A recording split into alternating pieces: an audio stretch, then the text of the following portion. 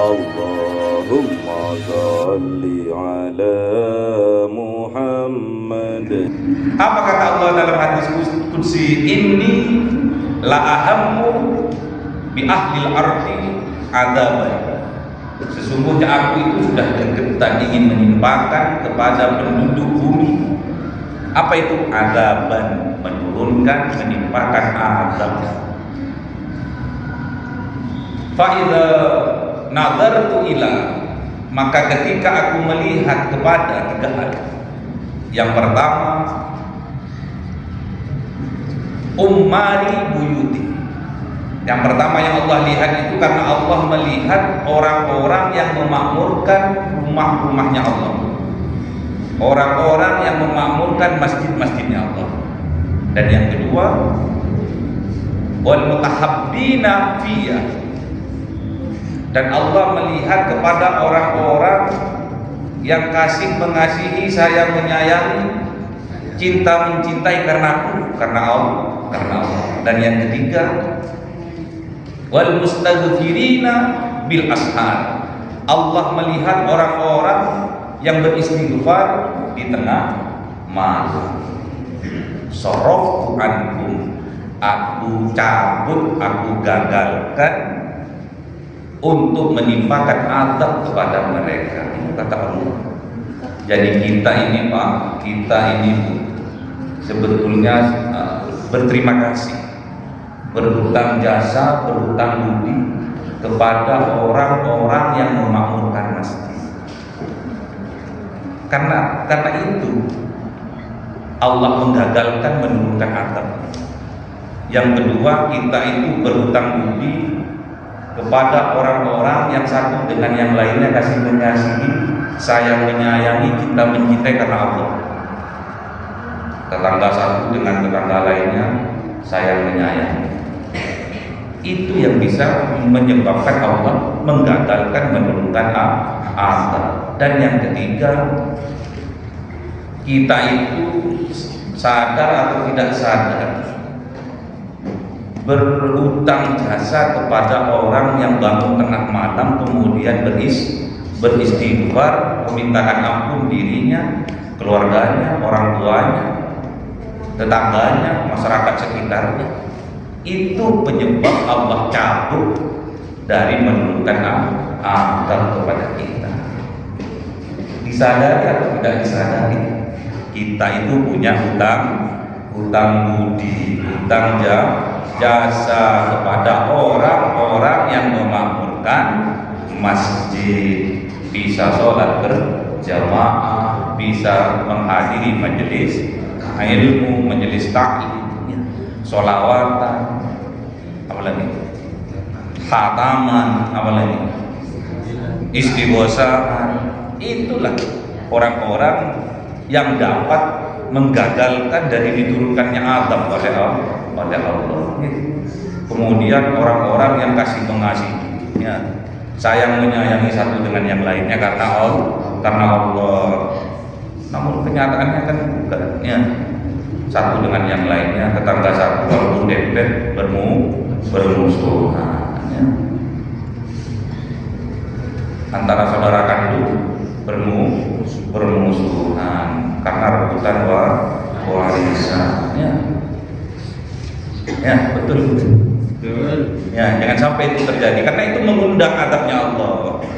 Kalau sudah diundang dengan satu dengan yang lainnya bermusuhan, marah-marahan, sukeran, tidak akur, ghibah, fitnah, tajassus, menjelek-jelekkan, mengorek-ngorek kejelekan orang, sudah jelek sini korek-korek. Itu yang mengundang azabnya Allah turun.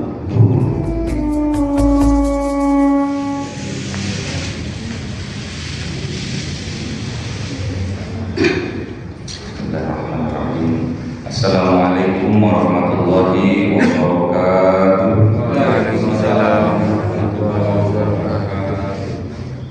Raditu billahi rabba wa bil islami dina wa bi Muhammadin nabiyya wa rasula. Rabbi zidni ilma warzuqni rahmah biridaillahi ta'ala, bihidayatillahi ta'ala, birahmatillahi ta'ala, bisyafaati Rasulillah, wa bi barakati mu'allifil hadzal kitab Sa'id bin Salim al-Rabi.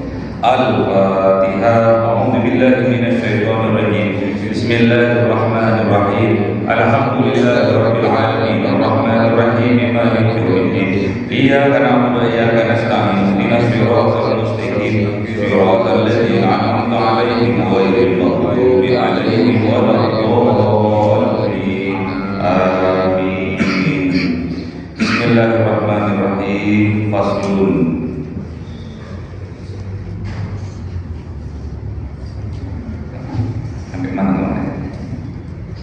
Jakarta udah ya, berhenti itu campur. Al-arkanul lati talzamu fiha tuma'ninatu arba'atun. Adapun beberapa rukun yang wajib di dalamnya tuma'ninah adalah ada 4. Yang pertama ar-ruku', yaitu ruku, wal i'tidalu, dan i'tidal, was sujudu, dan sujud, wal julusu bainas sajdataini, di antara dua sujud. Jadi kita sudah memasuki tumaknina, babnya tumaknina ya. Tumaknina dalam sholat ada 4, melontok rukun sholat ada berapa? Rukun sholat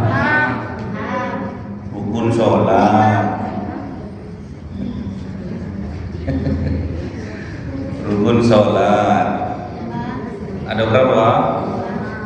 5, 17. Yang 4 adalah tumaknina. Jadi nggak boleh terburu-buru. Kalau tumaknina itu harus berhenti ya. Ada yang hafal 17? Disingkat menjadi 3 rukun. Yang pertama rukun kauli, rukun Islam. Rukun Islam. Ada jemaah baru. Yang pertama rukun Islam. Habis itu rukun wudu. Gak apa-apa, bagus ya. Rukun disingkat menjadi 3. Ada rukun kauli, yang kedua rukun fi'li, yang ketiga rukun qalbi. Rukun qalbi itu niat, ada 1 ya. Rukun kauli ada berapa? 5. Rukun kauli ada 5. Takbiratul ihram, suratul Fatihah, tasahud akhir, sholawat, dan ketiga salam. Pinter jawab salam ya, amal ya. Terus sisanya ada berapa? Sisanya ada 11. Apa saja 11? Ada niat.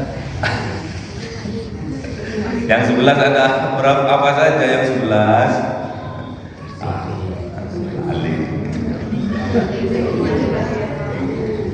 Berdiri. 2. Nah, yang kedua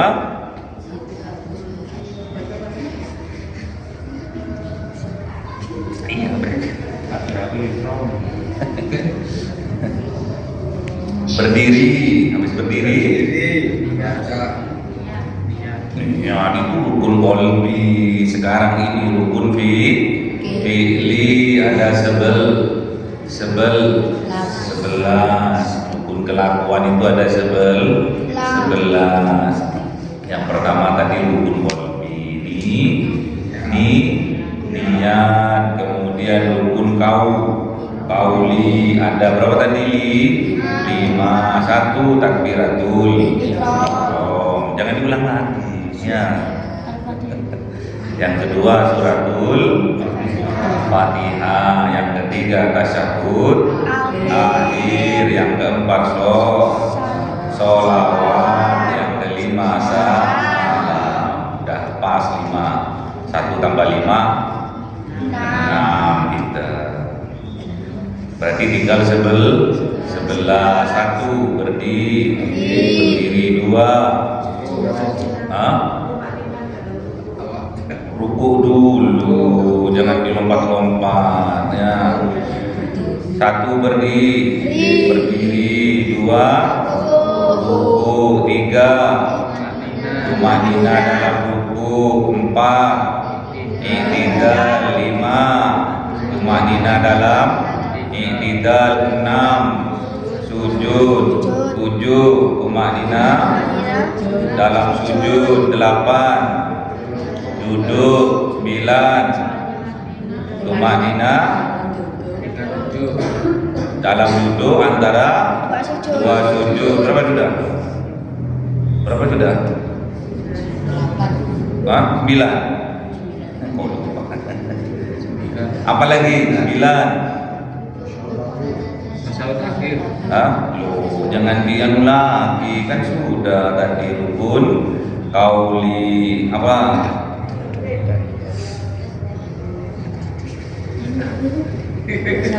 Duduk, tahiyat akhir, terus apalagi? Tertib, udah pas, sudah akhir. Tertib udah terakhir ya. Setelah rukun kauli ya. Assalamualaikum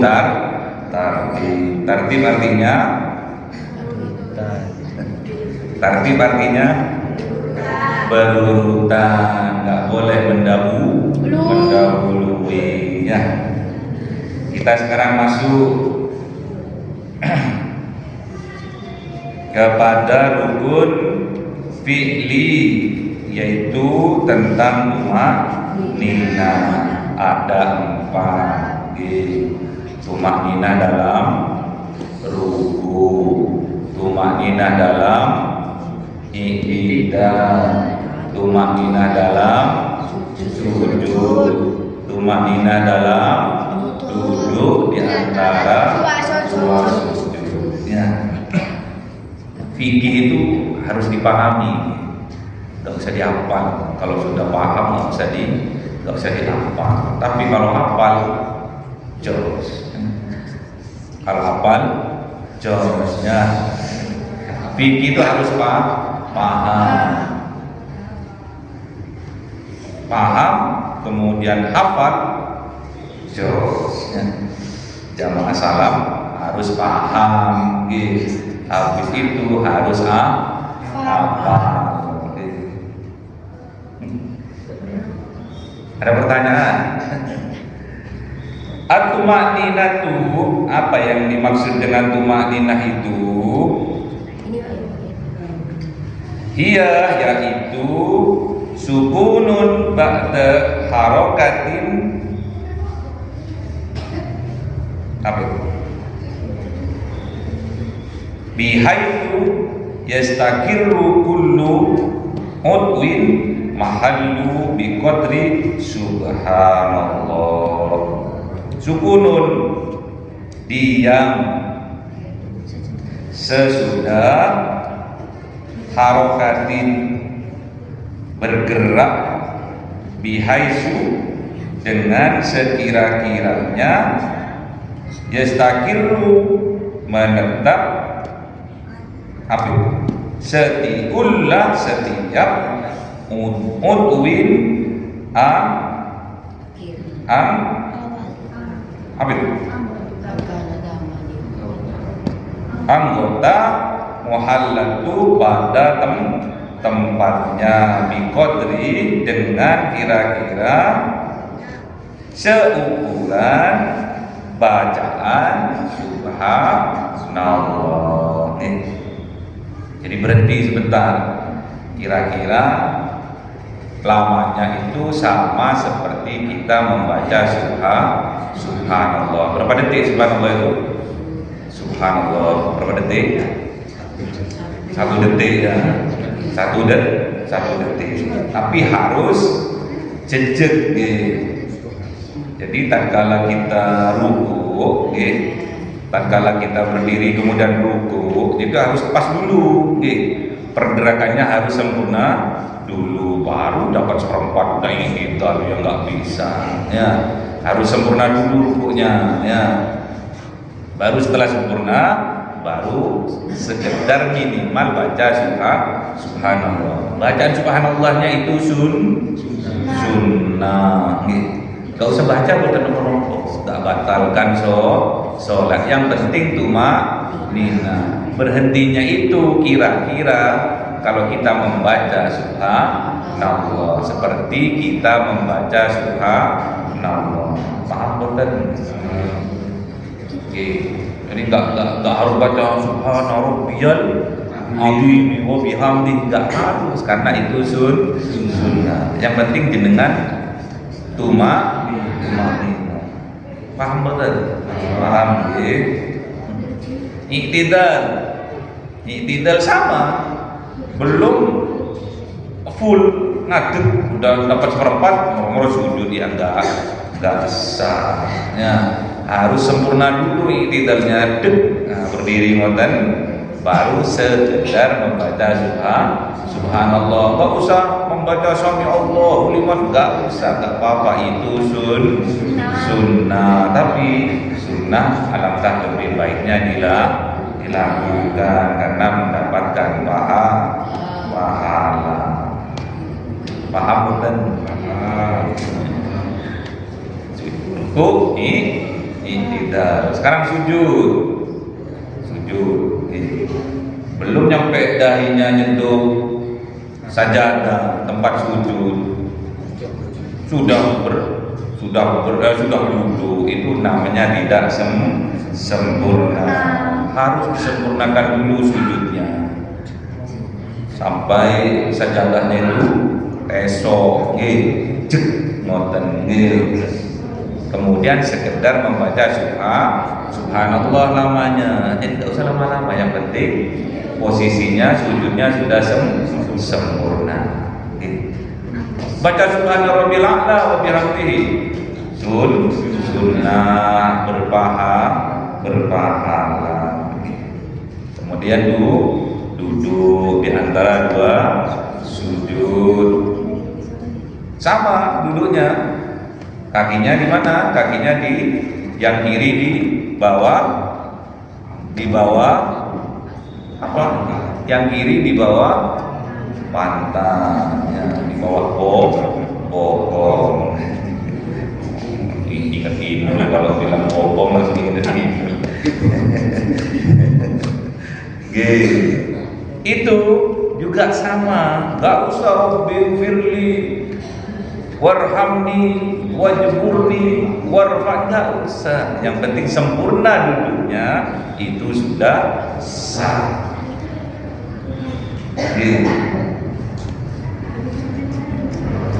Baca Rabbi firli doa boleh, malah itu sunnah, dapat pahala. Paham betul? Nanti ditanya kalau nggak bisa jawab,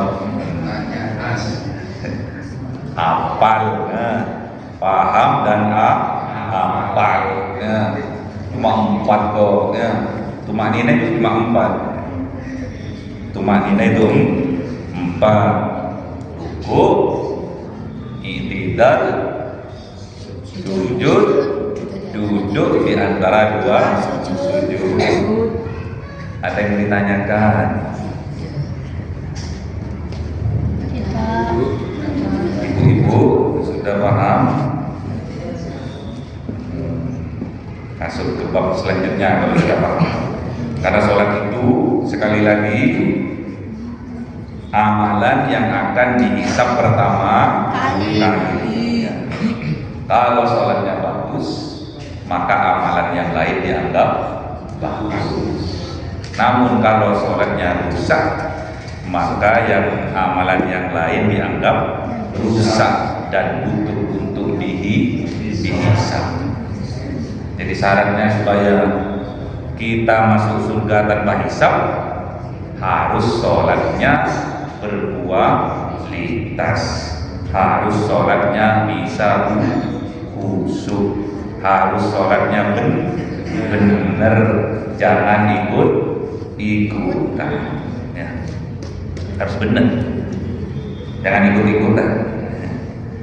Banyak sekarang karena kaya sudah pergi ke Mekah, Madinah, bolak-balik ya, kemudian menganggap sholatnya sudah benar.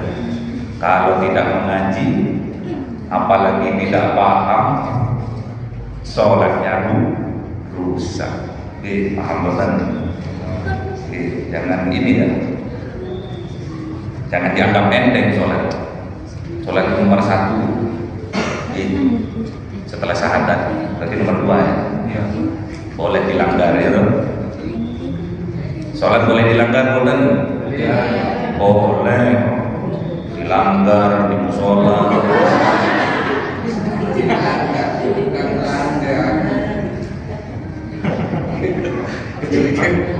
Kena prank ya. Apa yang penting dengan paham. Kapan lagi kita bisa bercanda, bergurau, tapi canda gurauannya mendapatkan pahala. Semoga kita semuanya ditakdir besok masuk surga bersama. Pokoknya yang ikut pengajian yang paham. Kalau ikut pengajian nggak paham, nggak kebagian. Makanya nanya, nanya, saya nggak paham, tapi malu. Terus nggak nanya, rugi. Tidak nanya, akhirnya rugi. Harus bertanya, kalau tidak bertanya sesat di jalan. Kita ini proses untuk ulang. Sekarang ini kita ini berproses untuk ulang.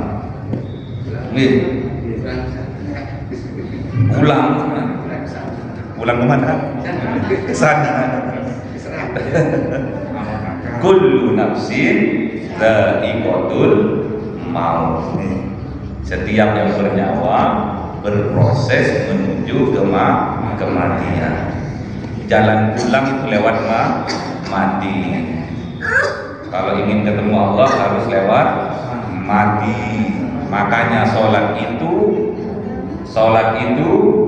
salah satunya melatih diri kita untuk mati. Sholat ini dulu perjalanan hidup kita, sholat ini.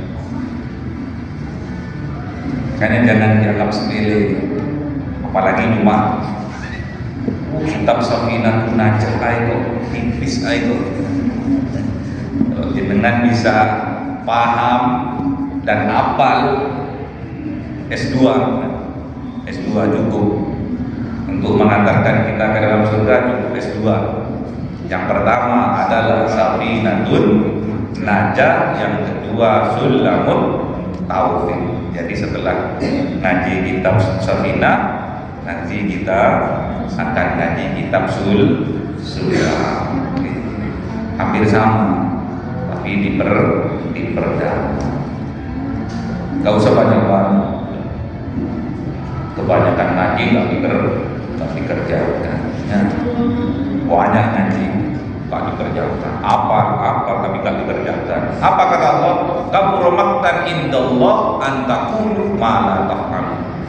Aku itu benci pol kepada orang yang dower, pinter ngomong, tapi tidak pandai melakukannya. Itu Quran. Kabura maqtan indallah antaqulu ma la taf'alun. Aku ini sangat muak kepada orang yang pandai ngomong, pandai berbicara tapi tidak pandai melakukannya. Kalau berbicara tentang sholat, apa ya? Tapi nggak sholat. Lebih, apalagi sholat berjamaah. Musibah ini datang, wah ingat musibah saya. Musibah yang terjadi di mana kemarin? Di Sumatera. Ada yang orang Sumatera? Ada yang orang Sumatera? Tidak ada. Aceh, terus mana lagi? Padang, terus mana lagi? Tapanuli, Sumatera semua, 3 provinsinya. Itu kemarin terkena apa? Banjir bandang. Banjir bandang, hutannya digunduli, ditebang jadi gelondongan, sudah ada nomor-nomornya. Ya. Masa orang itu nggak tahu? Pasti tahu. Kenapa kok diam? Karena kecipratan. Pasti tahu. Tapi mereka nggak tahu dampaknya nanti apa. Yang rugi siapa? Yang masyarakat itu sendiri. Ingat, kejahatan yang merajalela itu bukan karena banyak orang jahatnya, tapi karena diamnya orang-orang yang baik.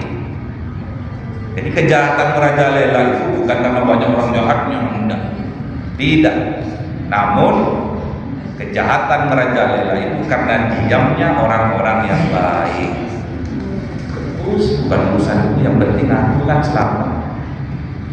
Bukan urusan yang penting kan aku enggak ganggu aku. Cara memiskin. Padahal perintahnya Kanjeng Nabi, man ra'a minkum mungkaran falyughayyirhu biyadihi. Kalau kamu melihat kemungkaran merajalela, maka rubahlah dengan tanganmu, dengan kekuasaanmu. Kalau jenengan jadi Pak RT, kemudian di RT-nya ada yang membuat rusuh, ya dirubah. Ya. Kalau kamu sebagai Pak Camat, di wilayah kecamatanmu ada yang membuat kerusakan, ya harus dirubah. Kalau kamu wali kota, kemudian di kotamu ada pengrusak, harus dirubah. Thailand hati, kalau kalian bukan seorang camat, bukan seorang wali kota, bukan seorang lurah, Pak RT, bukan Pak RW, namun sebagai kamingko, ustaz, kiai, gus, rubahlah dilisani dengan lesannya, nasihati, tak boleh rame-rame, tak boleh rame, harus dirubah. Misalkan ada yang minum-minuman, ya, minum-minuman di dekatnya SMA 9 itu, tahu ya, banyak yang teler-teler ya, jam 3 pagi, ya, yang 3 pagi teler, ya. Kemudian yang cewek ditaruh di tengah, terus di belakangnya ada cowok lagi, wah itu repotnya.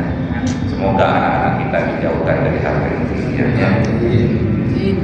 Rusak harus dirubah. Kalau kita bukan orang yang berpangkat, tidak punya kekuasaan, tidak punya kedudukan, jabatan, kita bukan ustaz, bukan kiai, bukan kamingko yang dihormati, namun kita masih punya iman, ubahlah dengan qalbihi,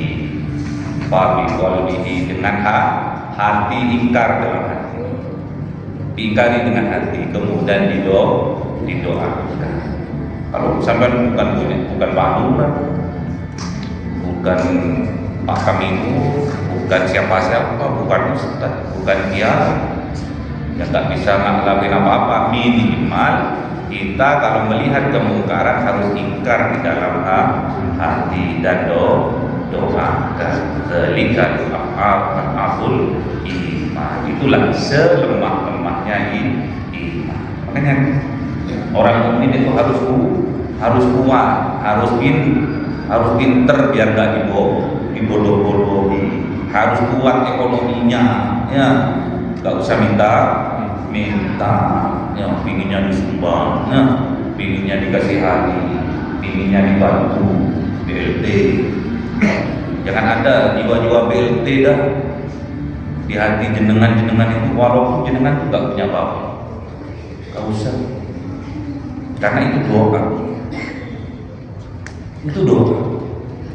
perbuatan itu doa, perkataan itu doa. Kalau kalian mengiyakan, mengimani bahwa kalian itu, jenengan itu orang yang tidak mampu, selamanya jenengan tidak akan mampu. Atau walaupun jenengan mampu, keberkahan dalam kemampuan itu akan dicabut. Mending datang ke rumah saya, asli. Senang orang-orang dapat BLT 600.000. Jiwanya berarti jiwa yang miskin. Kenapa kok miskin jiwanya? Banyak hartanya, banyak keinginannya, gak ada duitnya. Banyak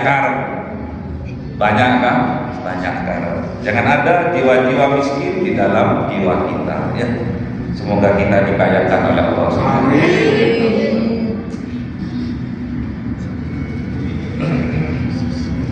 Bagaimana coba? Oh ya, musibah. Karena mumpung adanya musibah ya sekarang.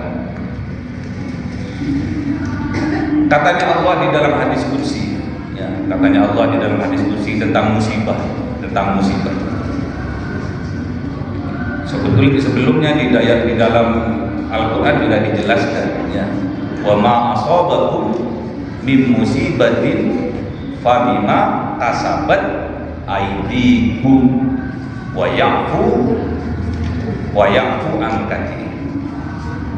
Dan apapun yang menimpa kalian, musibah yang menimpa kalian, itu karena disebabkan oleh tangan-tangan kalian sendiri, oleh ulah perbuatan dari tangan-tangan kalian sendiri.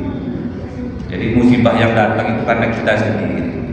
Allah hanya mengizinkan saja untuk datang. Namun Allah itu sudah banyak angkat, dan Allah itu memaafkan dari banyak-banyak kesalahan kita, ya. Kenapa Malang itu kok aman? Walaupun ada banjir, tapi banjirnya nggak parah. Banjirnya kan karena Suhat aja belum selesai, ya. Malang kan boys, ya. Boys, ya. Di mana-mana jadi kolam airnya. Apa kata Allah dalam hadis qudsi? Inni la ahammu bi ahlil ardi adaban. Sesungguhnya aku itu sudah gergetan ingin menimpakan kepada penduduk bumi. Apa itu adaban? Menurunkan, menimpakan azab. Fa idza nazartu ila, maka ketika aku melihat kepada tiga hal. Yang pertama, ummari buyuti. Yang pertama yang Allah lihat itu karena Allah melihat orang-orang yang memakmurkan rumah-rumahnya Allah, orang-orang yang memakmurkan masjid-masjidnya Allah. Dan yang kedua, wal mutahabbina fiyya, dan Allah melihat kepada orang-orang yang kasih mengasihi, sayang menyayangi, cinta mencintai karena aku, karena Allah. Dan yang ketiga, wal mustaghfirina bil ashar, Allah melihat orang-orang yang beristighfar di tengah malam. Saraftu ankum, aku cabut, aku gagalkan untuk menimpakan azab kepada mereka. Kata Allah. Jadi kita ini Pak, kita ini Bu, sebetulnya berterima kasih, berhutang jasa, berhutang budi kepada orang-orang yang memakmurkan masjid.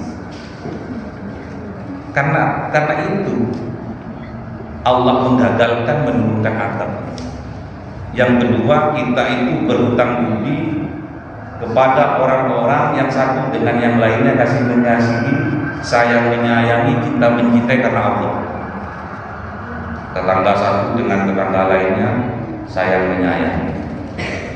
Itu yang bisa menyebabkan Allah menggagalkan menurunkan azab. Dan yang ketiga, kita itu sadar atau tidak sadar berhutang jasa kepada orang yang bangun tengah malam kemudian beristighfar, memintakan ampun dirinya, keluarganya, orang tuanya, tetangganya, masyarakat sekitarnya. Itu penyebab Allah cabut dari menurunkan azab kepada kita. Disadari atau tidak disadari, kita itu punya hutang budi, hutang jasa kepada orang-orang yang memakmurkan masjid, bisa sholat berjamaah, bisa menghadiri majelis ilmu, majelis ta'lim, sholawatan, apalagi khataman, apalagi istighosahan. Itulah orang-orang yang dapat menggagalkan dari diturunkannya azab oleh Allah. Kemudian orang-orang yang kasih mengasihinya, sayang menyayangi satu dengan yang lainnya karena Allah. Namun kenyataannya kan bukan, ya. Satu dengan yang lainnya, tetangga satu walaupun dempet bermusuhan, ya. Antara saudara kandung bermusuhan karena rebutan warisan, ya betul. Ya, jangan sampai itu terjadi karena itu mengundang azabnya Allah.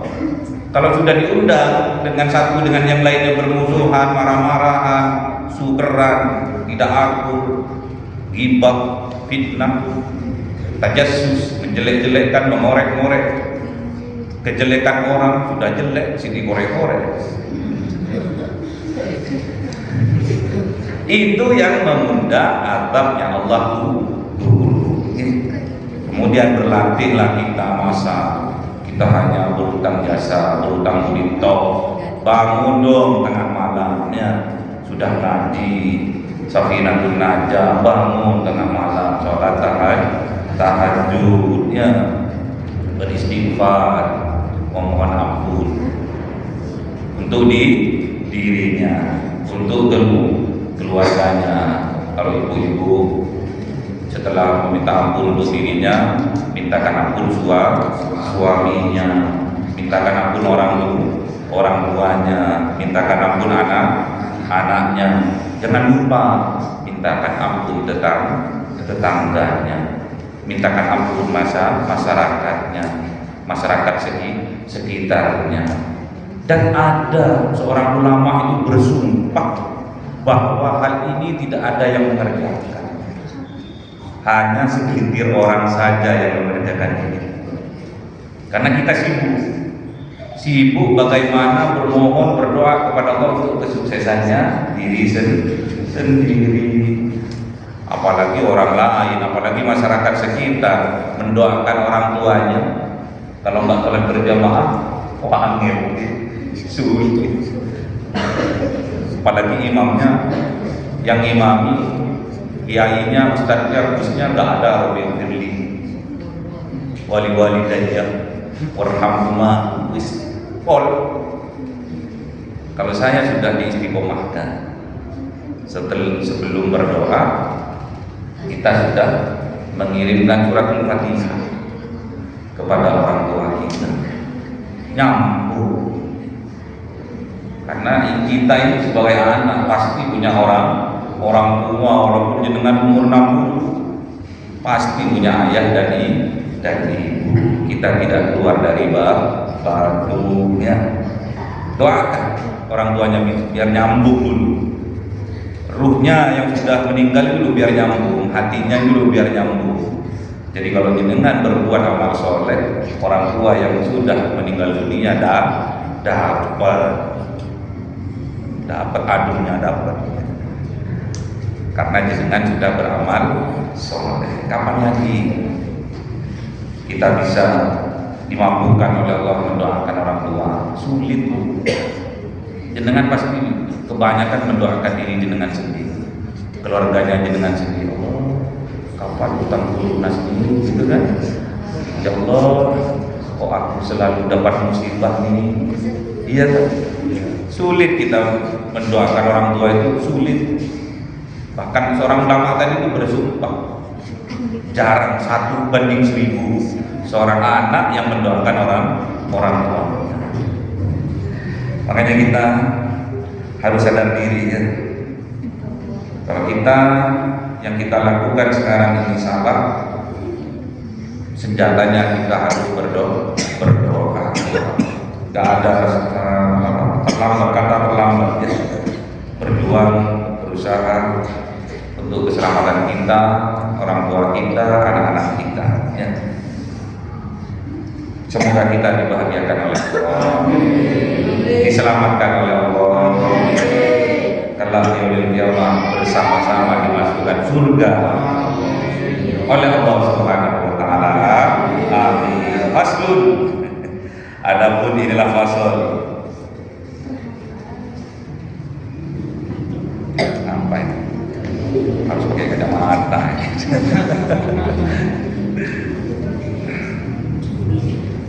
Asbab ya.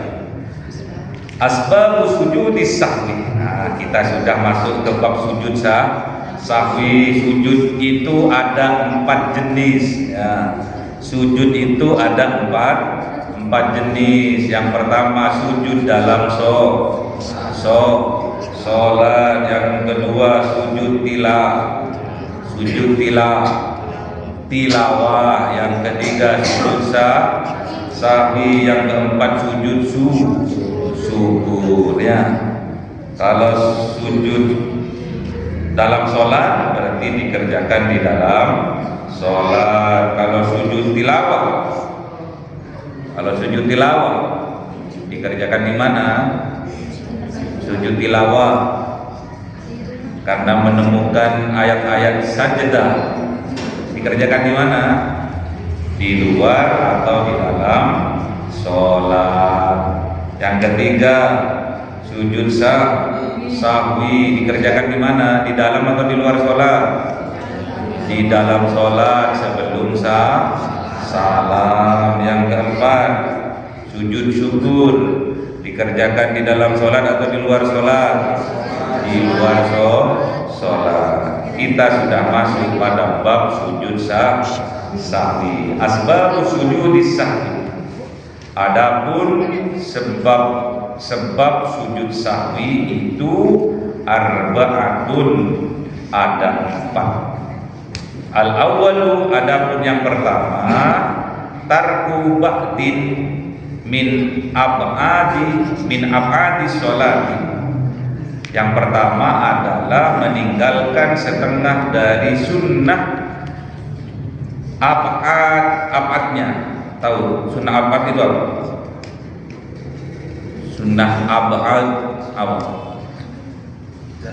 Makanya nggak mau ngaji ya? Kok jarang hadir pengajian, ditanya sunnah ab'ad dan tahu.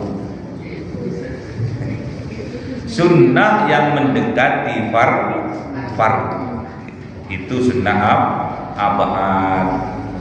Namun sunnah ab'ad ini walaupun ditinggalkan di dalam sholat itu tidak membatalkan sholat. Apa contohnya? Tasawuf awal ya, tahiyat awal itu loh. Kalau dengan sholat zuhur, asar, isya, maghrib, kan ada 2 tahiyat toh, tahiyat awal dan tahiyat akhir. Jadi yang dikatakan sunnah abad itu adalah tahiyat awal, tasahud awalnya. Paham betul? Contoh minggu. Jadi kalau jenengan misalkan sholat zuhur, kemudian dari sujud terakhir rakaat kedua, kan seharusnya tahiyat awal, ya toh? Namun karena jenengan langsung berdiri, itu tidak membatalkan sholat. Tapi harus diganti sujud sahwi. Paham betul? Udah ketemu ya?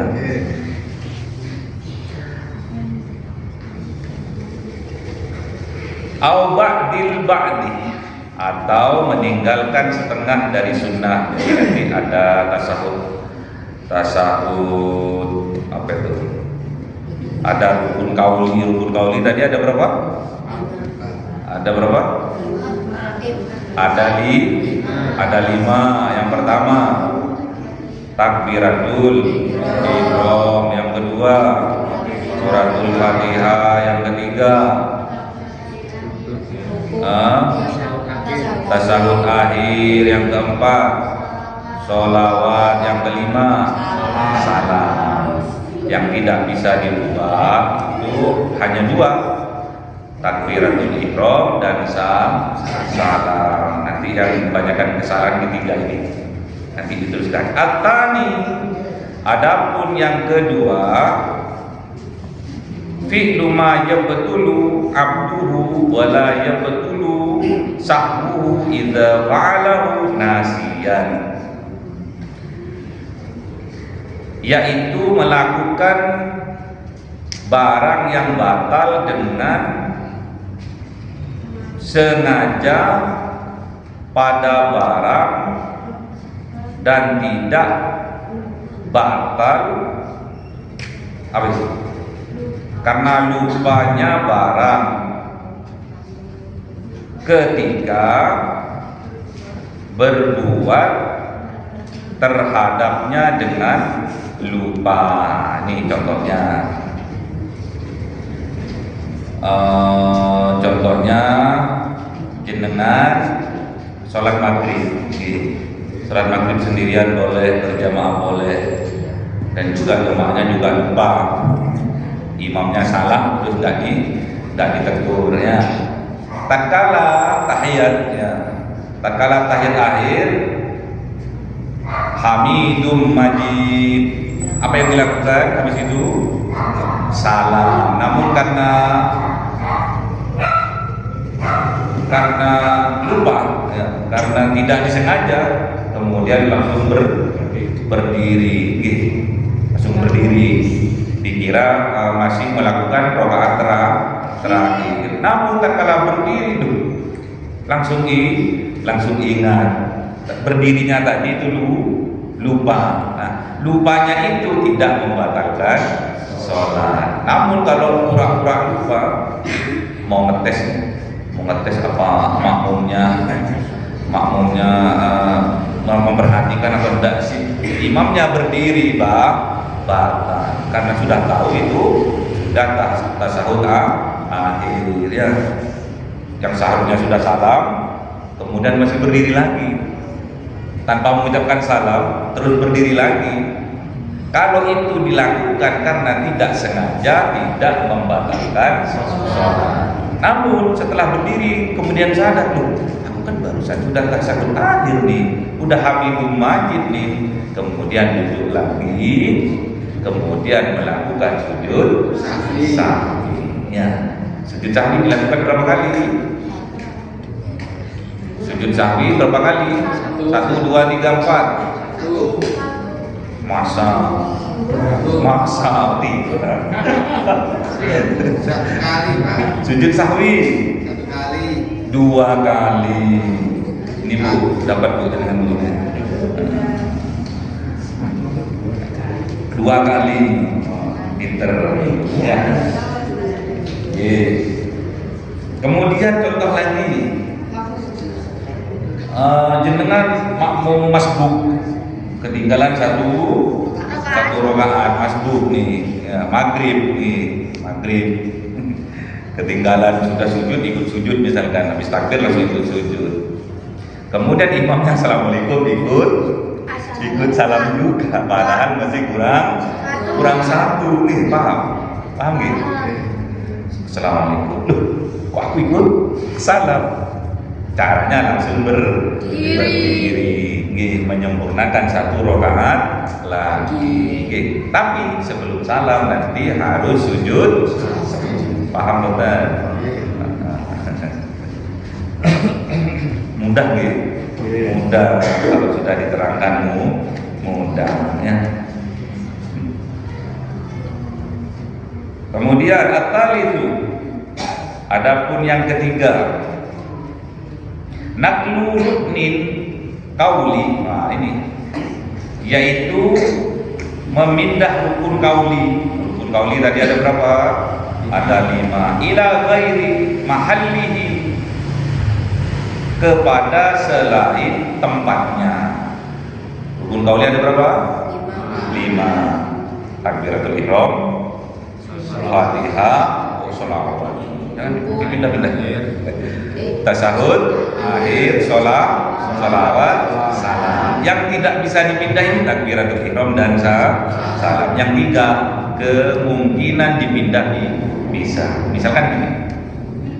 Setelah jenengan waladhdallin amin, kemudian jenengan kalau mazhab Syafi'i membaca suratul Fatihah, makmum baca suratul Fatihah. Oh, ternyata setelah baca suratul Fatihah selesai, imamnya masih membaca surat Al-Baqarah, panjang-panjang. Surat Al-Baqarah. Terus jenengan bilang, nah kan aku sudah baca suratul Fatihah, ketimbang aku nunggu, mending aku baca sholawat aja. Allahumma sholli ala sayyidina Muhammad wa ala ali sayyidina Muhammad kama shallaita ala sayyidina Ibrahim wa ala ali sayyidina Ibrahim. Yang waktu di tasyahud akhir itu, sholawat itu dibawa, ditempatkan di bukan tempatnya, yaitu di suratul Fatihah. Kalau itu dilakukan, ya harus sujud sahwi. Disengaja toh, paham boten? Paham. Oh, paham. Kemudian jenengan sholat sendirian nih atau imamnya nih lupa baca suratul Fatihah, kemudian diganti pada tasyahud akhir, boleh boten? Boleh boten? Boten. Lupa nih, makmumnya juga lupa, nggak negur, langsung baca surat ya. Oh, bener. Gimana? Boleh boten? Boten. Sholatnya baca suratul Fatihah. Kemudian tatkala tasyahud akhir, setelah membaca sholawatun Nabi, kemudian karena imamnya nggak tahu baca doa apa, ya kelamaan, kemudian jenengan nambah suratul Fatihah. Boleh boten? Batal boten sholatnya? Boten, namun harus sujud sahwi. Paham gitu?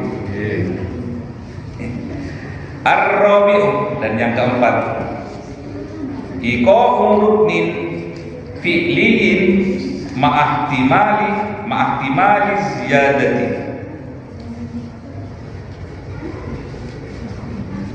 Adapun yang keempat, yaitu menempatkan rukun fi'li beserta apa itu?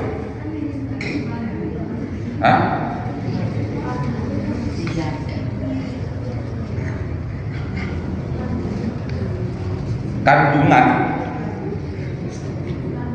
tambahan, mengandung tambahan.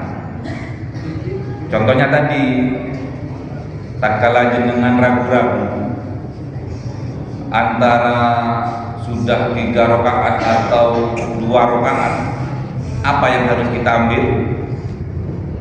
Misalkan sholat maghrib nih, ini ini aku kayaknya udah 3 rakaat. Tapi ya pernah tuh, pernah. Tapi kok koyoknya 2 rakaat nih. Apa yang harus kita lakukan? Ngambil yang terendah, gitu. Ngambil yang terendah. Terus kenyataannya setelah jenengan ngambil yang terendah 2 misalkan, terus jenengan nambah 1 rakaat lagi, ternyata rakaat itu rakaat yang keempat ditambah. Seharusnya 3 maghrib itu 3 rakaat, ini karena keraguan-raguan kita menjadi 4 rakaat. Apa yang harus kita lakukan? Sujud sahwi. Ini jangan ragu-ragu, jangan ragu-ragu. Kecuali seperti tadi. Tatkala kita lupa, yang seharusnya salam, assalamualaikum, tapi kita berdiri. Setelah berdiri, baru ingat, tapi kan itu majidnya. Baru kita gak usah melanjutkan lagi, langsung duduk, langsung sujud sahwi. Bagaimana bunyinya sujud sahwi? Subhana man la yanamu wala yasbu. Gimana? Subhana man la yanamu wala yasbu. Berapa kali? 2 kali. 3 kali bacanya, sujudnya 2 kali. Berarti dalam sekali sujud sahwi berarti ada 6 kali baca subhana man la yanamu wala yasbu. Paham betul? Siapa yang hafal? Oke, mbaknya tuh. Mbaknya. Lagi.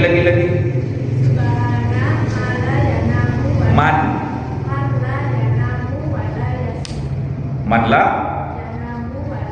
apa artinya? Maha suci Allah yang tidak tidur dan tidak lupa.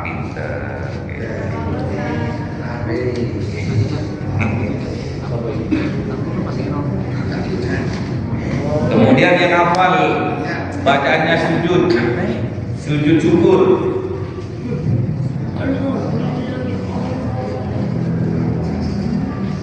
Yang hafal sujud syukur, seperti nggak pernah ketiban rezeki nomplok di situ ya. Semoga setelah ini dapat rezeki nomplok nih. Amin. Mana aminnya? Ada 3 hal yang Allah membatalkan dari menurunkan azab. Apa aja 3 hal itu ya, mbaknya? Adik atau mbak nih? Umur berapa? 16 kali ya, adik ya. Untuk 1, orang yang memakmurkan masjid. 2,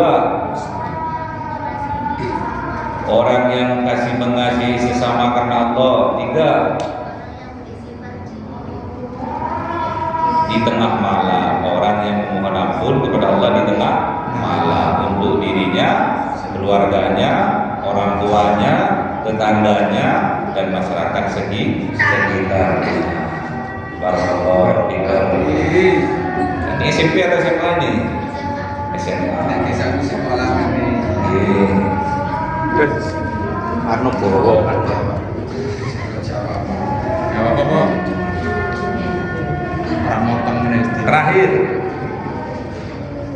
penyebab dilakukannya sujud sahwi ada 4. Enggak. Penyebab dilakukannya sujud sahwi ada 4. Yang pertama apa nih? Yang pertama nih. Apaan? Atau subhanallah. Oke, ini pinter. Yang kedua, tinggal membaca aja. Tak bawa kitab ya, yang lainnya. Harus bawa kitab ya besok ya, biar paham.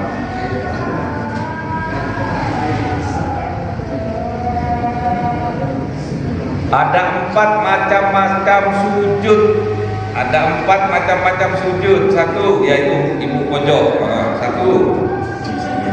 Sujud dalam sholat. 2. Sujud tilawah. 3. Sujud sahwi. 4. Sujud syukur. Ini kita. Ada pertanyaan? Ada pertanyaan? Gak ada. Oh ya, monggo.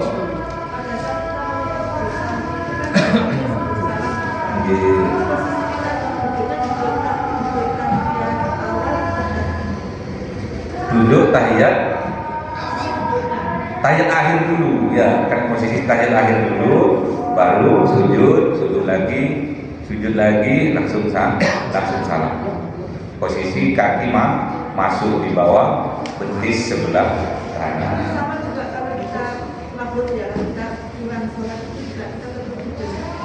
Apa itu?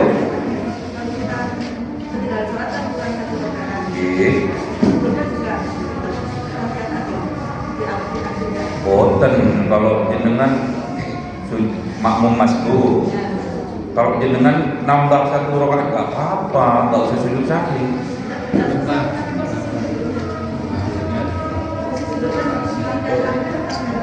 Gimana? Waktu ketika imam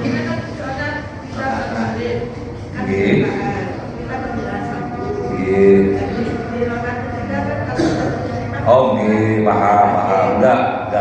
Tetap tasahud awal di posisinya. Posisi tasahud awal. Karena jenengan tahu sendiri itu bukan tasahud akhir bagi jenengan. Apalagi soal yang sulit itu dulu yang ada di masyarakat. Sudah nggak ada? Sudah nggak ada? Oke, baik. Kita tutup pengajian kali ini. Semoga ilmu yang kita pelajari dijadikan ilmu yang manfaat, dijadikan ilmu yang barokah, yang menjadikan kita wasilah keselamatan kita dunia sampai akhirat. Al-Fatihah. Alhamdulillahirrahmanirrahim. Bismillahirrahmanirrahim. Alhamdulillahirabbil alamin. Arrahmanirrahim. Maliki yaumiddin. Iyyaka na'budu wa iyyaka nasta'in. Ihdinas siratal mustaqim. Siratal ladzina an'amta 'alaihim ghairil maghdubi 'alaihim waladdallin. Amin. Subhanallahumma wa bihamdika asyhadu an la ilaha illa anta astaghfiruka wa atubu ilaik. Assalamualaikum warahmatullahi wabarakatuh. Waalaikumsalam warahmatullahi wabarakatuh.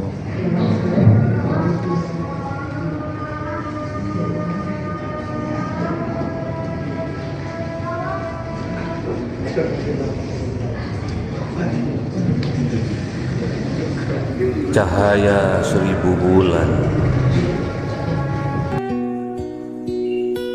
yang dimasukkan oleh malaikat ke dalam hati seorang hamba pilihan atas perintah Tuhannya, memancar dengan dahsyat penuh cinta, menembus relung-relung jiwa yang gelap penuh nista, berubah menjadi terang penuh kasih sayang. Itulah Lailatul Qadar.